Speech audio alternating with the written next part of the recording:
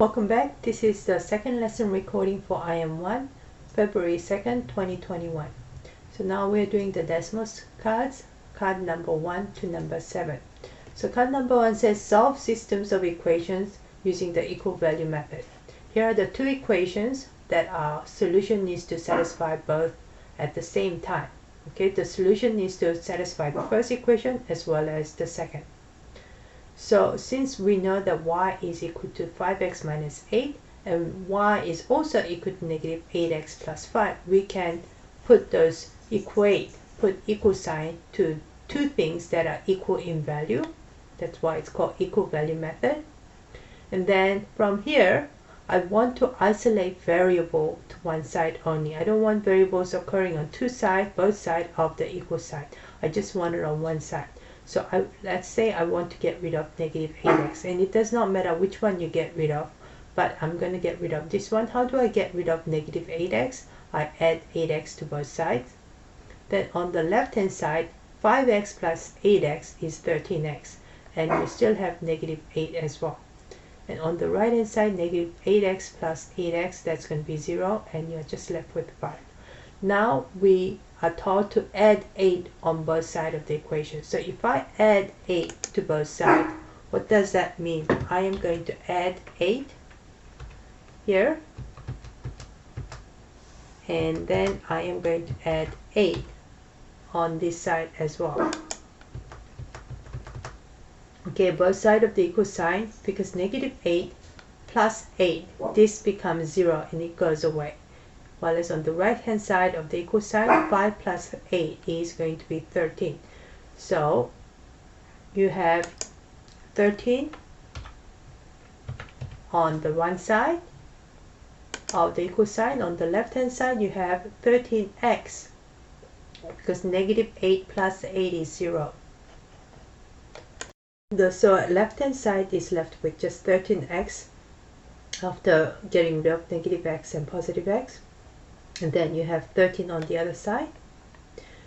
So then we know that 13 is being multiplied to x, so we divide both sides by 13, and so that's going to be 13x divided by 13, and then is equal to 13 divided by 13.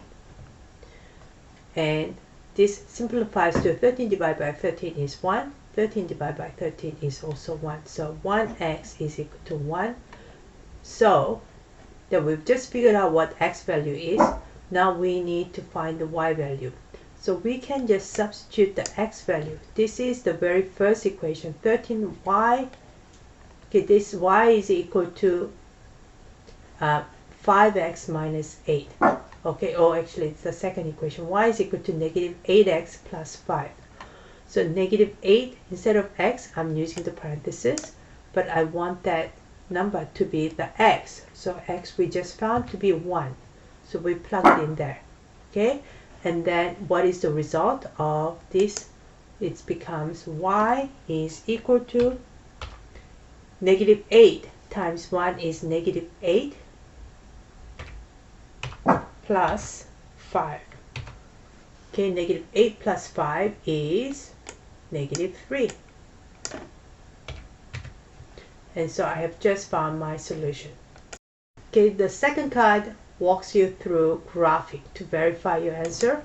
So I am going to cut and paste the first equation from the first card, and the second equation is negative 8x, y is equal to negative 8x plus 5. Okay, and I see where it is intersecting, and I have x value is 1, y is negative 3. And is that what we found?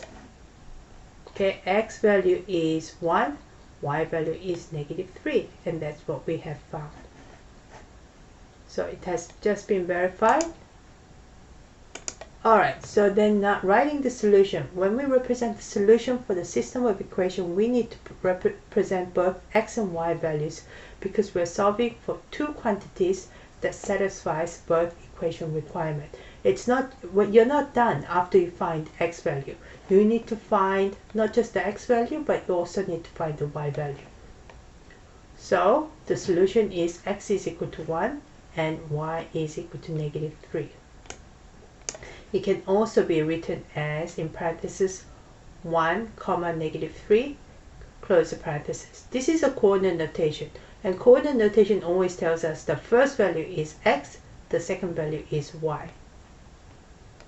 Okay, moving on, card number 4, solving systems of equation. Now, different equation. Now, y is equal to 7x plus 24, y is equal to -2x minus 3. So, and the solution is already provided for us, but we need to fill all the steps just like we did before. Fill in the missing steps. You don't need to use all rows, okay? If you don't need to use all rows. So the first thing is equate both y values to make one equation. I know that y is equal in value to 7x plus 24. Okay, and I know that y is also equal to -2x minus 3. So I can create an equation that equates the two things that are equal in value, that is equal in value by y. Then from here, I want to isolate the variable onto one side. I do not want two variables on both sides. So I can either get rid of 7x or -2x. Up to you. But I am going to get rid of -2x. How do I get rid of -2x?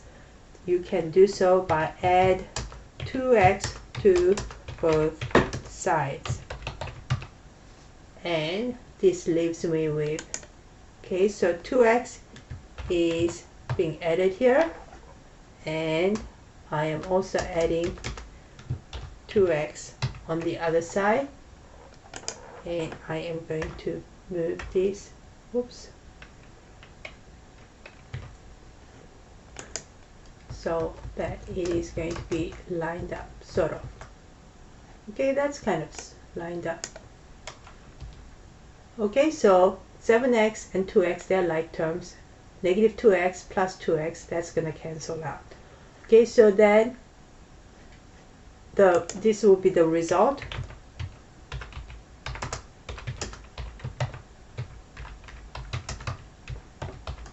Okay, result of, so after I add 7x plus 2x, I am left with 9x, and I still have 24. 9x plus 24 on the left hand side of the equal sign. On the right hand side, -2x plus 2x, they cancel that to 0, so you're just left with -3. Okay, so then from here, again, I just want the variable on one side and number on the other side. I don't want this number here as well. I want numbers to be just on the other side. So how do I get rid of this plus 24? I am going to subtract 24 from both sides of equals sign.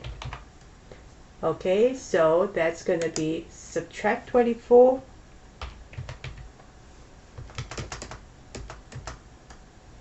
and subtract 24 there. Okay, so then once I've done that, the result will be 9x is going to be equal to, so 2 plus 2x minus 2x, that becomes 0.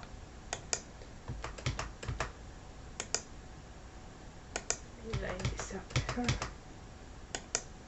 Okay, and -3 plus -24, or -3 minus 24 is -27. So I have 9x is equal to -27. So then from here, I need to divide both sides by 9, because I don't want 9x, I just want 9. What is 9 doing to x? 9 is being multiplied to x, so I need to divide it.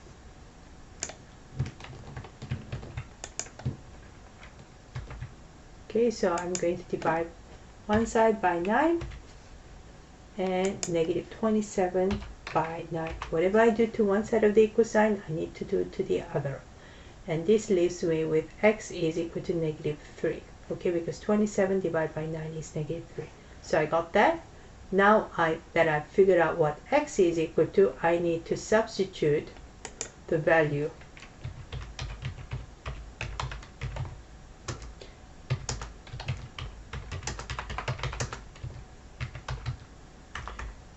into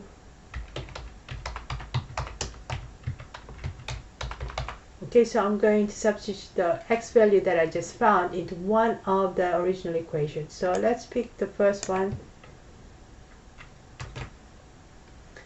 And I know that y is going to be equal to 7x plus 24. So instead of x, I am going to put negative 3 here. That's the value that I just found. And I'm going to get rid of the others.